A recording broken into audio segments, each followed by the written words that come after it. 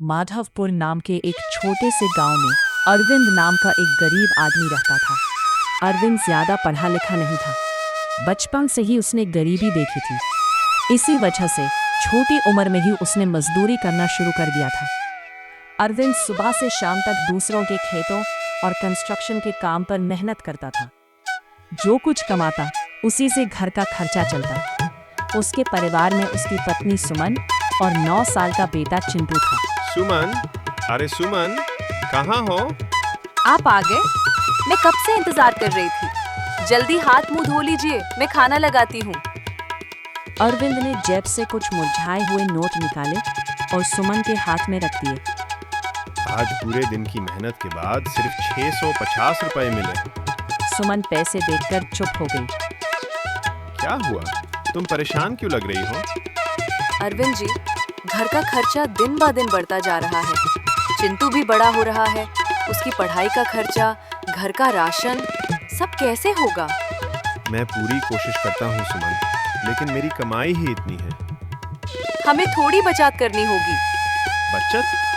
हमारे पास बचाने लायक बचता ही क्या है? थोड़ा थोड़ा बचाया हुआ पैसा ही मुश्किल वक्त में काम आता है। लेकिन अरविंद ने उस बात को सीरियसली नहीं लिया। पापा, मुझे भी स्कूल जाना है। मेरे सारे दोस्त स्कूल जाते हैं। हाँ बेटा, तू भी जरूर पढ़ेगा। चिंटू खुश हो गया, लेकिन सुमन के चेहरे पर टेंशन साफ दिख रही थी। दिन गुजारते गए। एक वक्त ऐसा भी आया जब अरविंद को लगातार कई दिन तक कोई काम नहीं मिला। घर में राशन खत्म होने लगा। दोपहर चिंटू भूख से रोता हुआ बोला, माँ, मुझे भूख लगी है। ये सुनकर सुमन की आंखों में आंसू आ गए। वो पड़ोस में रहने वाली कमला के घर गई। कमला बहन, अगर थोड़ा खाना मिल जाता तो। पागल हो क्या? चिंटू मेरा भी बेटा जैसा है। कमला तुरंत रोटी और सब्जी लेकर आई। सुमन खाना लेकर घर आ गई, लेकिन उसका दिल अंदर से टूट चुका था। शाम को जब अरविंद खाली हाथ घर लौटकर आया तो सुमन बोली, अगर हमने पहले से थोड़ी बचत की होती तो आज ये दिन नहीं देखना पड़ता। यह बात अरविंद के दिल को छू गई। उस रात उसे नींद नहीं आई। अगली सुबह वो उदास सा गांव के पुराने चाय वाले हरी काका के पास जाकर बैठ गया। क्या हुआ अरविंद? बहुत परेशान लग रहा है। काका, घर के हालत बहुत खराब हो गए हैं। अरविंद ने हरी काका को सारी बात बता दी। मेरे पास तेरी प्रॉब्लम का सलूशन है। कौन सा सॉल्यूशन? तू मेरे साथ चल। हरी काका अरविंद को अपने घर ले गए। वहां उनका पोता नीरज लैपटॉप पर काम कर रहा था। नीरज शहर में फाइनेंस की पढ़ाई करता है। शायद ये तेरी मदद कर सके। अंकल, आपने कभी SIP का नाम सुना है? नहीं बेटा। SIP मतलब हर महीने थोड़ा पैसा इन्वेस्ट करना। धीरे धीरे वही पैसा बड़ा फंड बन जाता है। लेकिन मेरे जैसे आदमी के पास इन्वेस्ट करने लायक पैसा कहाँ? सिर्फ 500 रुपए महीने से भी शुरू कर सकते हो। अरविंद सोच में पड़ गया। उसी शाम नीरज बाजार गया। वहां उसने देखा कि एक छोटा सा सैंडविच स्टॉल बहुत अच्छा चल रहा था। तब उसके दिमाग में एक आइडिया आया। अगले दिन वो अपनी सेविंग्स के 12,000 रुपए लेकर अरविंद के घर पहुंच गया।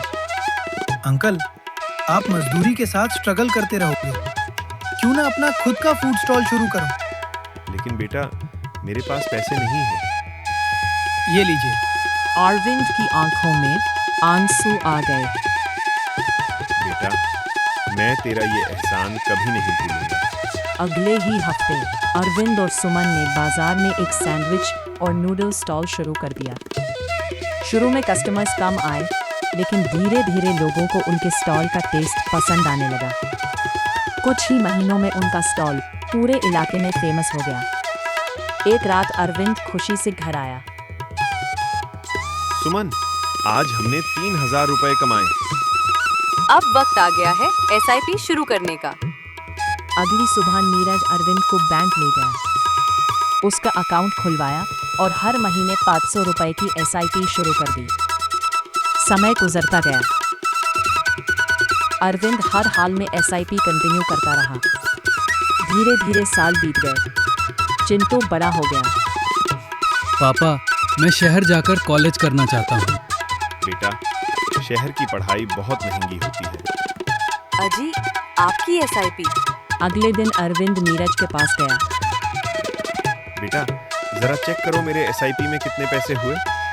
नीरज ने अकाउंट खोला और शॉक रह गया। अंकल, आपके अकाउंट में 1 करोड़ से ज्यादा अमाउंट है। क्या?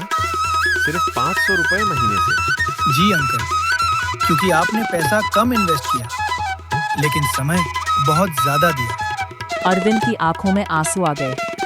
उससे समझ आ चुका था कि जिंदगी बदलने के लिए बड़े पैसे नहीं, बड़ी सोच चाहिए होती है। कुछ दिनों बाद चिंटू शहर पढ़ने चला गया और अरविंद और सुमन खुशी खुशी अपनी नई जिंदगी जीने लगे।